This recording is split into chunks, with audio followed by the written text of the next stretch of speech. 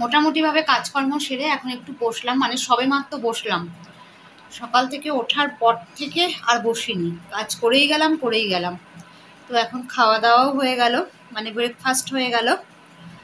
এখন একটু বসি, 5 মিনিট বসবো, ফ্যানটা উপরে চলছে, বেশ আরাম লাগছে বসে। কেননা ওঠার পর থেকে তো আর বসিনি, কাজই করে যাচ্ছি।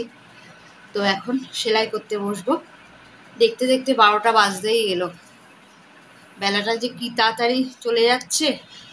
ওহ, এবার এখন সেলাই করব, তারপরে যখন খুশি উঠবো।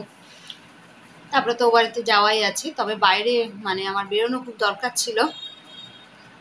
ইচ্ছা মানে আলিশি লেগে গেছে, রোজই ভাবি যে আজ বেরোবো না কাল বেরোবো, তবে বেরোনোই হচ্ছে না। তবে আমার বেরোনোটা খুব খুব দরকার, আর মাস তো শেষই হয়ে গেল। এই মাসেই বেরোনো দরকার ছিল।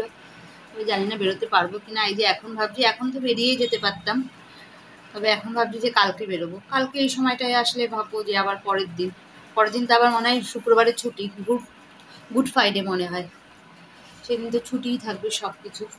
জানি না কবে বেরোতে পারবো। যাই হোক, বাড়িতে কেউ নেই, বাবা চলে গেছে দিদির বাড়িতে, মা ও বাড়িতে চলে গেছে, আমি এখন একা আছি। ভাবছি কাকে ফোন করব, কার সঙ্গে একটু গল্প করব। তবে গল্প করলে হবে না, আমার সেলাইটা আছে, সেলাই করি। গল্প করলে আমার কাজ হবে না।